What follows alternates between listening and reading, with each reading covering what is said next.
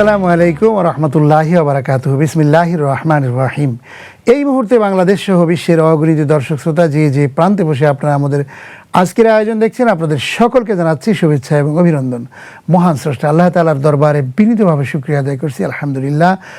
বিশ্বের সর্বকালের সর্বযুগের সর্বশ্রেষ্ঠ মহামানব, শোষিত নির্যাতিত নিপীড়িত মানবতার মুক্তির দিশারি সরকারি দো আলম নূরে মুজাসসাম আশরাফুল আম্বিয়া জনাবে মুহাম্মদ রাসূলুল্লাহ সাল্লাল্লাহু আলাইহি ওয়াসাল্লামের প্রতি দরুদ এবং সালাম প্রেরণ করি শুরু করছি আমাদের আজকের পরিবেশনা।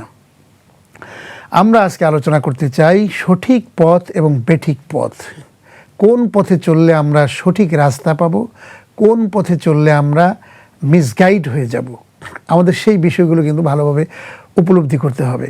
এবং আমরা দুনিয়ার মধ্যে অনেক রকম মতামত দেখি, সেই মতামতগুলো আমরা অনেক সময় বলেন এটা ঠিক আছে, আরেক গ্রুপ বলেন যে আমাদেরটাই ঠিক আছে। তাহলে আমরা যাব কোথায়? সাধারণ মানুষ কি করতে পারে?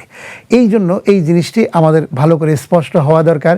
সেজন্যই আজকে আমরা সে বিষয়গুলো নিয়ে আলোচনা করব যে আমরা তো ইসলাম আমাদের জন্য জীবন ব্যবস্থা। আল্লাহ তাআলা কোরআনে কারিমে ঘোষণা দিয়েছেন, ইন্নাদ দীনা ইনদাল্লাহিল ইসলাম, তোমাদের জন্য গ্রহণযোগ্য মহত্তম আদর্শ হচ্ছে দ্বীন এবং ইসলাম।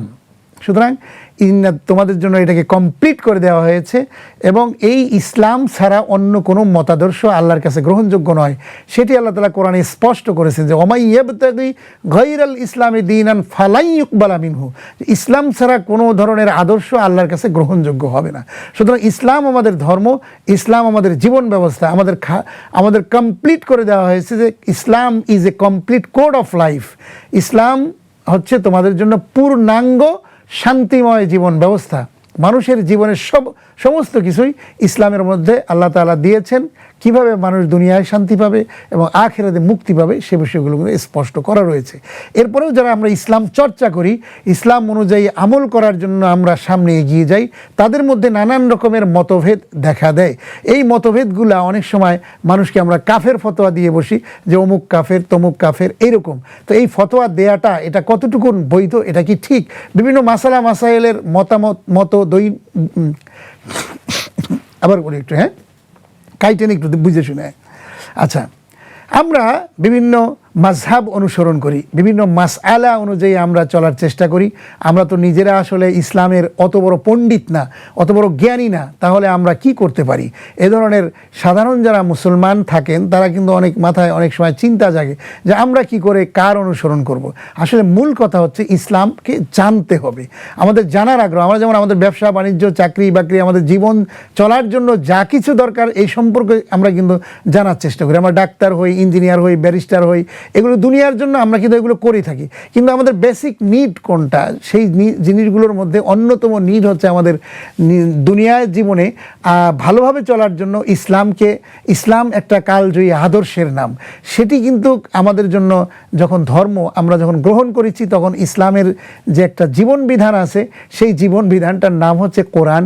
সেই কোরআনটাই আমাদেরকে পড়তে হবে, জানতে হবে। সেই সাথে আল্লাহ রাসূল সাল্লাল্লাহু আলাইহি ওয়াসাল্লাম একটা হাদিস এবং সুন্নাহ আমাদের জন্য দিয়েছেন, সেই সুন্নাহ অনুসরণ করতে হবে। অনেক সময় কোরআন এবং সুন্নাহ অনুসরণ আমরা করলেও বা পড়লেও আমরা কিন্তু অনেক সময় সঠিক জিনিসটা পাই না। যেমন ফরজের ব্যাপারে কোনো মতবিরোধ তেমন নাই, কিন্তু সুন্নত এবং নফলের ব্যাপারে কিছু পার্থক্য থাকে। এই জন্য কিন্তু আমরা অনেক সময় তুলকালাম কাণ্ড ঘটনা ঘটায় ফেলি, সেটাও কিন্তু আসলে ঠিক নয়। আমাদেরকে সঠিকটা জানতে হবে। আমরা যে 4 ইমামকে আমরা অনুসরণ করি, ইমামের যে কোনো একটা অনেক সময় অনুসরণ করি, যেমন ইমাম আবু হানিফা রহমাতুল্লাহ আলাই তিনি কি বলেছেন, ইমাম মালিক রহমতুল্লাহ আলাই কী বলেছেন, ইমাম শাফি রহমতুল্লাহ আলাই কী বলেছেন, ইমাম হাম্বল রহমতুল্লাহ আলাই কী বলেছেন, তাদের কথাগুলো কিন্তু আমাদের শুনতে হবে। তাদের মাযহাব শুধু অনুসরণ করলেই হবে না, তারা কিভাবে চলতে বলেছেন সেই জিনিসগুলো আমাদেরকে জানতে হবে।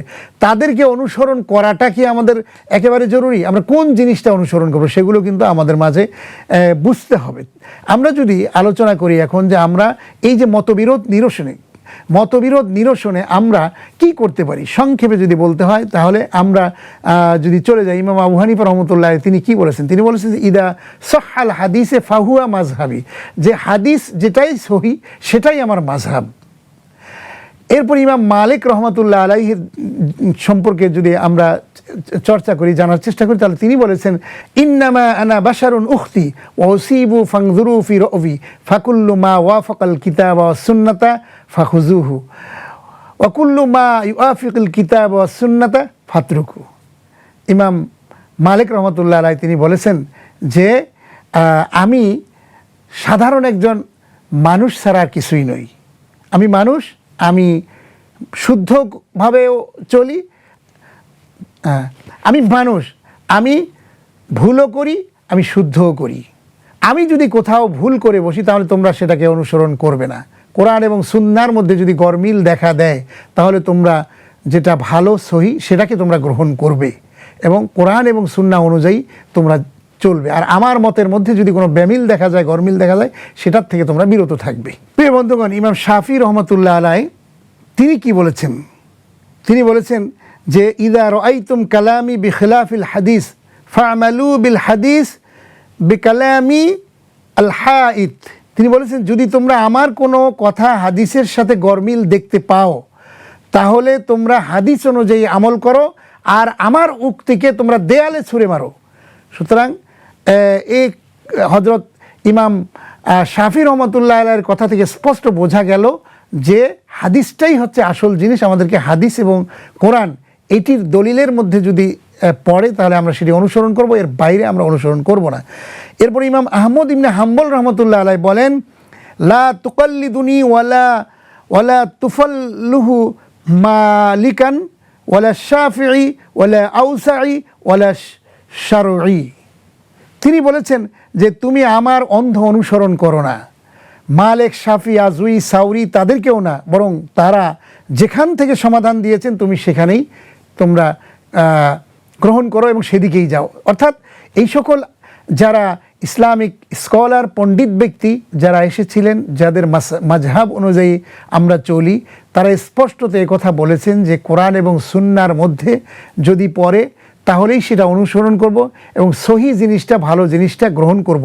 আর যদি তোমার সামনে ভুল কোনো কিছু আসে সেটার থেকে আমরা বিরত থাকব। প্রিয় বন্ধুগণ, আসুন আমরা সবাই সঠিক জিনিসটা জানার চেষ্টা করি, তাহলেই আল্লাহ রাব্বুল আলামিনের কাছে আমরা সঠিকভাবে আমরা উপস্থিত হতে পারবো এবং সঠিকভাবে আমরা চলতে পারবো। আল্লাহর কাছে সেই সাহায্য মদত কামনা করছি যেন আল্লাহ তাআলা আমাদের সবাইকে ভালো রাখেন, সুস্থ রাখেন, সেই প্রত্যাশায় আজ শেষ করছি। আপনারা সবাই ভালো থাকুন, সুস্থ থাকুন। আল্লাহ হাফেজ। আসসালামু আলাইকুম ওয়া রাহমাতুল্লাহি ওয়া বারাকাতুহু।